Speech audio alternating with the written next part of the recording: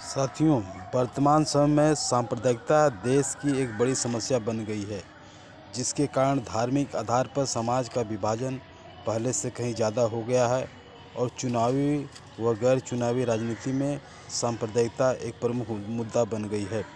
वर्तमान सांप्रदायिकता को समझने के लिए इसके स्वरूप को मुख्यतः इन विचारों व व्यवहारों के रूप में देखा जा सकता है, जैसे अपने पूजा पाठ के तरीकों, खान पान, रहन सहन, रीति रिवाज, परंपरा के तौर तरीके, जाति, नस्ल आदि की भिन्नताओं को ही धर्म का आधार मानना तथा अपनी मान्यता वाले धर्म को सर्वश्रेष्ठ मानना और दूसरों की मान्यता वाले धर्म को निम्न समझना, उनके प्रति नफरत, द्वेष भाव पालना, फैलाना, अपनी सामाजिक, आर्थिक, राजनीतिक या देश की अन्य समस्याओं के लिए दूसरे धर्म को जिम्मेदार ठहराना, अतीत में एक दूसरे के साथ हुए संघर्षों को अतिरंजित रूप में प्रसारित कर समाज में कटुता फैलाना। आधुनिक सांप्रदायिकता के विकास को ऐतिहासिक दृष्टि से देखा जाए तो भारत में 1857 के विद्रोह के बाद ब्रिटिश हुकूमत ने अपने राजकाज लूटपाट को कायम रखने के लिए फूट डालो और राज करो की नीति अपनाना शुरू किया।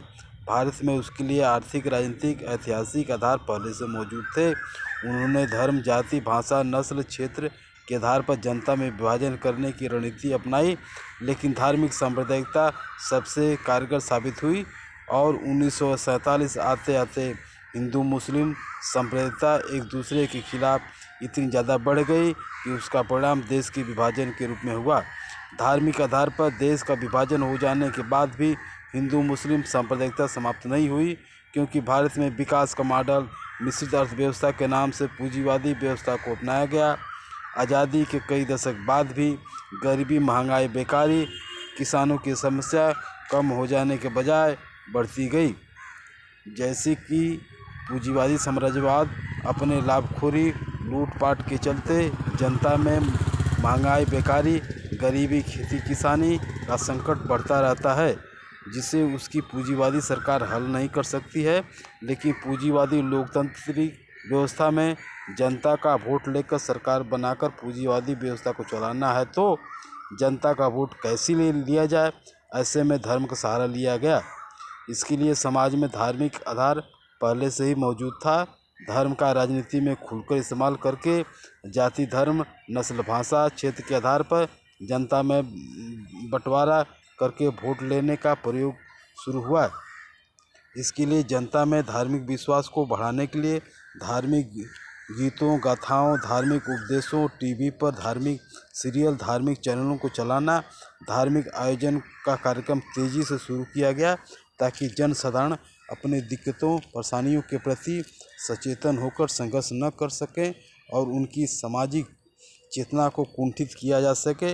इसके लिए पूंजीवान वर्ग, उसकी राजनीतिक पार्टियां द्वारा टीवी, अखबार व अन्य संचार माध्यमों का इस्तेमाल किया जाता रहा है, जो ज़्यादातर पूंजीपतियों के नियंत्रण में है।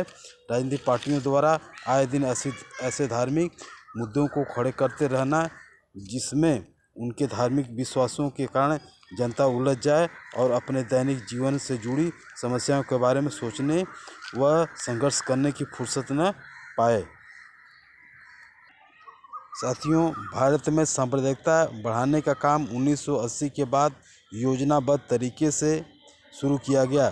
1991 में एक तरफ नई आर्थिक नीतियों के तहत निजीकरण, उदारीकरण, विश्वीकरण लागू किया जाता रहा था, ताकि पूंजीवाद, साम्राज्यवाद निरंकुश तरीके से शोषण, लूटपाट कायम कर सके। दूसरी तरफ इसके खिलाफ जनता गोलबंद नहीं हो सके और धार्मिक मुद्दे में उलझकर रह जाए।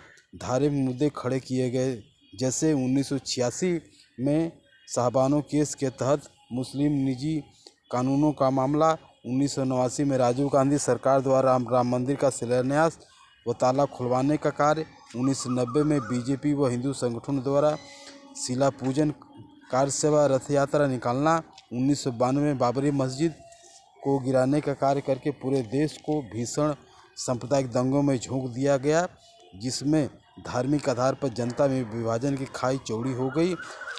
जब नई आर्थिक नीतियों और दंगल प्रस्ताव के अगले चरण में कृषि कानून व श्रम कानून के रूप में निजीकरण वैश्वीकरण की प्रक्रिया तेज होने के लिए लागू की जा रही है। सांप्रदायिकता बढ़ाने के अगले चरण में नए नए मुद्दे जैसे मथुरा काशी लव जिहाद गौरक्षा घर वापसी धर्मांतरण व समान नागरिक संहिता आदि के नाम पर धार्मिक गोलबंदी करके वोट की राजनीति की जा रही है। इसके लिए अब जन समस्याओं जैसे महंगाई बेकारी गरीबी किसान स्वास्थ्य शिक्षा जैसे मुद्दे टीवी अखबार के बहस से गायब कर दिए गए हैं तथा इसमें कोई प्रमुख पार्टी चुनावी मुद्दा नहीं बनाती, उसकी जगह हिंदू मुस्लिम एजेंडे को बहस का मुख्य मुद्दा बनाती है। साथियों, कुछ पूंजीवादी विद्वानों द्वारा सांप्रदायिकता का दोष आम जनता के ऊपर कहकर डाल दिया जाता है कि भारत में जनता पिछड़ी व धार्मिक रूप से आस्थावान है, इसलिए धर्म के नाम पर उग्र व सांप्रदायिक हो जाती है। ऐसा प्रचारित करके वो इसके लिए जिम्मेदार पूंजीपति वर्ग उसकी राजनीतिक पार्टियों को बचाने का कार्य करते हैं। अगर यही बात है तो आज से 50 साल पहले जनता सामाजिक शैक्षणिक रूप से ज़्यादा पिछड़ी धार्मिक रूप से ज़्यादा आस्थावान थी और देश में कभी कभार स्थानीय घटनाओं को लेकर के सांप्रदायिक दंगे भी होते थे, लेकिन आज जैसे व्यापक सांप्रदायिक का जहर उसमें नहीं था, क्योंकि आज जैसा धर्म का राजनीति में उस समय इस्तेमाल नहीं होता था। और देखें तो यूरोप के कई देशों में जो विकसित कहे जाते हैं वहाँ भी धर्मवादी पार्टियाँ बन गई है और वे सत्ता में भी आ रही हैं, जैसे इटली जर्मनी ग्रीस आदि कई मुस्लिम देश जो पहले धर्मनिरपेक्ष ने अब वहाँ इस्लामिक ढंग की सरकारें आ गई है, जैसे तुर्की मिस्र इत्यादि। इसके अलावा साम्राज्यवाद दुनिया के कई जगहों पर धार्मिक नस्ली भाषाई क्षेत्रीय झगड़े लगवा कर के विभाजन करता रहा है ताकि वहाँ पर अपना नियंत्रण स्थापित कर सके।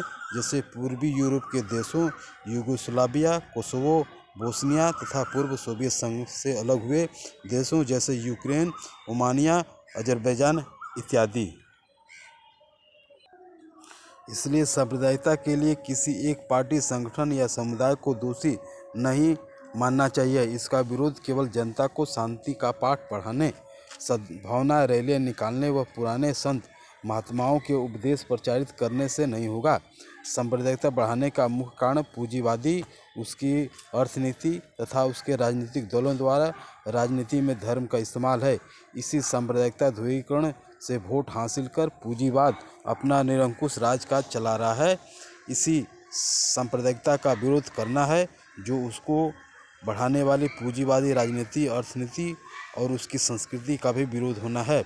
इसलिए ज़रूरी है कि नई आर्थिक नीतियों के तहत लागू निजीकरण उदारीकरण विश्वीकरण व दंगल प्रस्ताव के कारण बढ़ रहे महंगाई बेकारी गरीबी व खेती किसानी के संकट के मुद्दे को लेकर के आम जन को जागरूक किया जाए, जिससे वे अपने धार्मिक जातीय दुराव अलगाव को छोड़ करके अपनी समस्याओं को लेकर संगठित आंदोलित हो सके। इसका सबसे बड़ा उदाहरण वर्तमान में चल रहा है किसान आंदोलन है, जिसमें सभी धर्म भाषा क्षेत्र के लोग अपने अलगाव दुराव को छोड़ करके किसानों के हित के लिए एकजुट होकर संघर्ष कर रहे हैं। साथियों, यह मंथन मेहनतों कोसों का मंथन पत्रिका है जो पूंजीवाद साम्राज्यवाद विरोधी मंच का है। इसके लेखक हरिद्वार प्रसाद हैं वाराणसी से।